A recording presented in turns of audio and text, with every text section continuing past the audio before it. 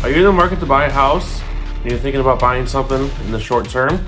And you're wondering to yourself, should I buy in a neighborhood that has an HOA or a more established neighborhood that doesn't have an HOA? What are the advantages and disadvantages to buying in an HOA? There's some really great questions, and we'll go over those in this video starting right now.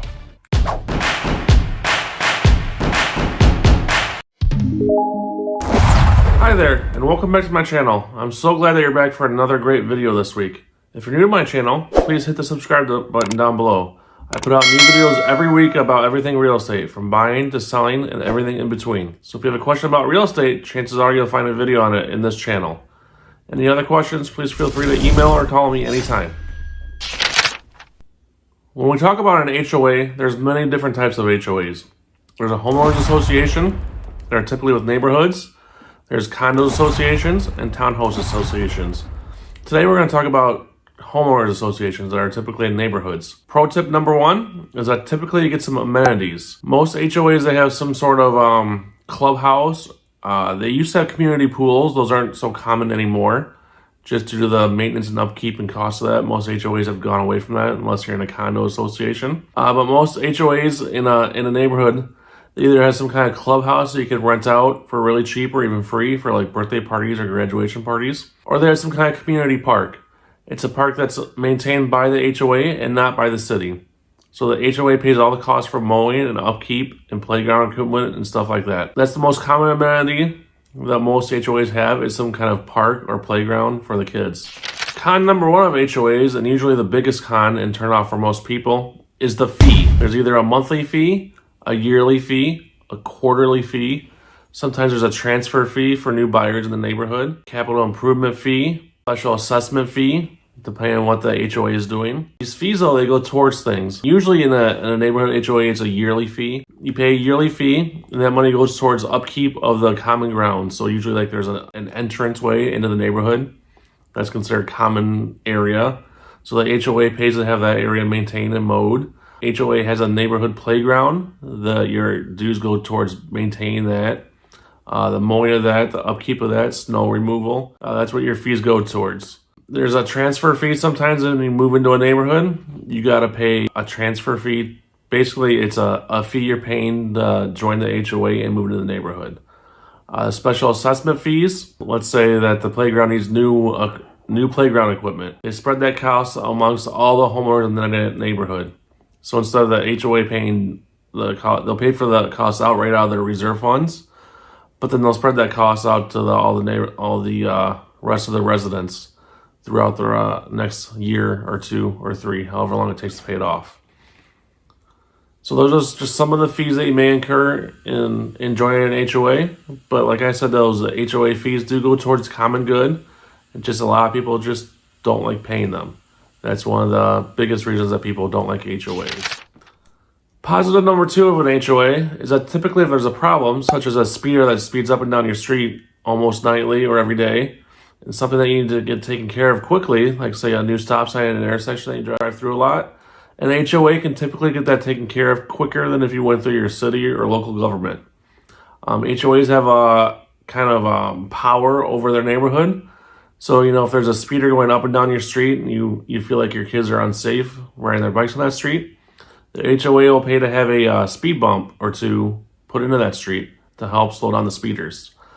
We all know that if you go through the city or the state or the local county, that could take months or years, sometimes even decades to get anything done.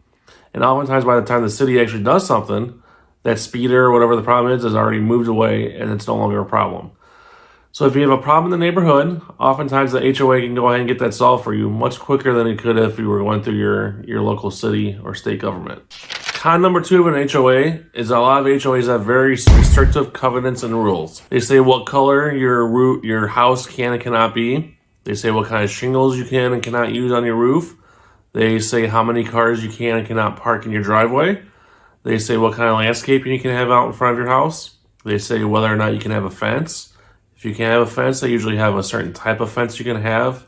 usually 3 or 4 different options. So they have very restrictive rules sometimes. Do serve a purpose though. They're meant to kind of keep the neighborhood looking pretty much the same from house to house. So that way you don't have one house that is immaculate and the next house next to it is kind of run down. And that just kind of drives down property values. So they want everybody's property values about the same or high in the neighborhood. So these rules do serve a purpose to help keep the neighborhood looking nice and that pride of ownership in the house. And that leads us to the positive number 3 for living in an HOA neighborhood is uniformity. So because of these rules that tell you what color your house can be, stuff like that, there's uniformity in the neighborhood. There's no house that stands out. There's no house that looks like it's worth a lot more than the houses around it. Typically in these HOA neighborhoods, they're all built by one builder, maybe 2 builders, but they all typically have the same floor plan or very similar floor plans. You don't have one house that really stands out as like a castle. All the rest of the houses kind of look like shacks compared to it. So there's big uniformity in the neighborhood. That also helps keep the property values about the same throughout the neighborhood. Of course, the insides of the house can be different. You know, one may have a finished basement, the next one may not. But based on the outsides of the house, pretty similar, if not almost exactly the same. And it just helps keep the property value and the pride of ownership in the neighborhood high. Con number 3 to living in an HOA is that the management may be poorly managed or totally mismanaged altogether. So let's say you're gonna change the color of your house, put new siding in the house. Most HOAs have, between 3 and 10 different colors that you can pick from. If your HOA is very poorly managed, you may not get a response from them ever, or it may take them weeks or even months to finally respond to you. At which point, you may have already done your project and it may be wrong, so they'll make you come in and redo it, which just costs more money out of your pocket. Or maybe you happen to pick the right color and they're fine with it. But if the HOA is poorly managed or mismanaged, that can really be a pain if you need to do something to your house. Say put in a fence, an approved fence, or maybe even a pool in the backyard. All that stuff you need HOA approval for. And if the HOA is poorly managed and they don't respond to you, they can put your project off by weeks, sometimes even months. So when you're buying a house, make sure you talk to the board president and ask them, how long does it typically take you to respond to requests when we want to make improvements to our house? Make sure you take a look at the covenants and restrictions of the HOA. Make sure you talk to other local neighbors and residents of that HOA and see what they think of it.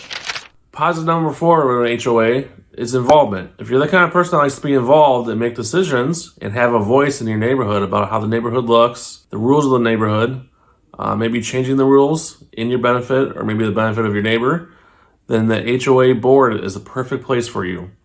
They're typically not elections. You just kind of say, I want to join the board, and the president appoints you one, or the neighbors all vote you in, because let's be honest, most people don't want to be on an HOA board. The HOA board is kind of like the villain of the neighborhood. They say no to you all the time. They tell you what you can and can't do. But if you're the person that likes to have a voice, and you like to make a difference in your neighborhood and make sure that the property values stay high and maybe be the good guy in the neighborhood, the HOA board is the perfect place for you. Like I said, there's no election to run. There's typically no ballots or anything like that. It's just at an HOA board meeting. Whoever shows up, they all raise their hand if they approve you to the board or not. It's a super easy job and a great way to make your voice heard and make a positive impact in your community. Con number 4 to living in an HOA is red tape. This kind of leads back to the poor management.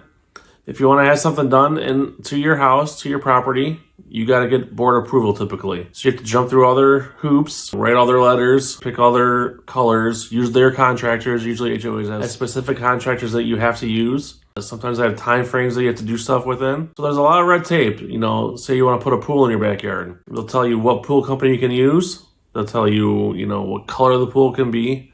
They'll tell you what contractor to use, what concrete guy to use. They'll basically tell you everything you have to do. So there's a lot of red tape you got to go through. Sometimes that puts your project off by, a couple weeks or even a couple months, just getting through all the red tape. And this kind of leads back to the management aspect of the HOA company. If it's managed really well, usually the red tape is really easy and fast to get through. If it's poorly managed, it may take you quite a while to get through all the red tape to get anything done. So another thing to keep in mind if you're buying a house in a HOA neighborhood.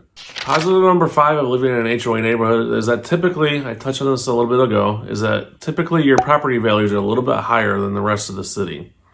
Because all the houses are uniform and look about the same, there's no house that sticks out either really, really immaculate or really run down. All the property values in the neighborhood should be pretty much the same. They'll be off here and there a little bit based on square footage of the house, interior finish of the house, if the basement's finished, anything like that. But typically the property values in an HOA neighborhood are about the same.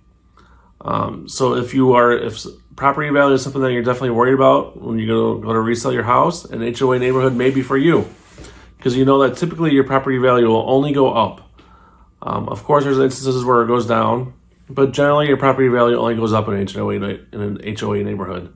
As long as you follow the rules, keep the house kept up, landscape all nice, typically your property value will stay in line with all your neighbors. And when you go to resell the house, you'll make a quick buck on it. I hope you found this video about HOAs, their pros and cons, informative and educational. If you plan on buying a house in an HOA, please make sure that you get the HOA rules and restrictions, the covenants. Your realtor that's helping you out should be able to get those for you from the seller. Make sure you talk to the HOA. Make sure that they have a reserve fund of money in case an emergency happens so that they're not constantly putting special assessments on all the houses in the neighborhood. Make sure you talk to some neighbors if you can. Ask them what they think about the HOA and get their input. Some people love HOAs because, it takes away the thinking about their house. If they go to change their sign of the house, there's only a couple options. They just pick one and they go with it. Some people hate HOAs because, they like to park 10 cars in their driveway every night and leave them there overnight. And most HOAs don't allow that. Me personally, I'm kind of indifferent. I see the positives and the negatives of HOAs. Each person has to make their own decision on whether or not an HOA neighborhood is the right thing for them. Like I said, they do have their positives. If property value is a big concern to you, then the HOA neighborhood is probably the best option for you. If you like to work on cars and you have a lot of cars parked out in your driveway or a lot of times, then an HOA may not be the best choice for you. Again, thank you for watching. I hope you enjoyed this video and found it informative. If you haven't already, please hit the subscribe button down below. I drop a new video every week that's always real estate related, whether it's buying, selling, or anything in between. Please come back next week and enjoy another video. Until then, have a great week, and I'll see you on Monday.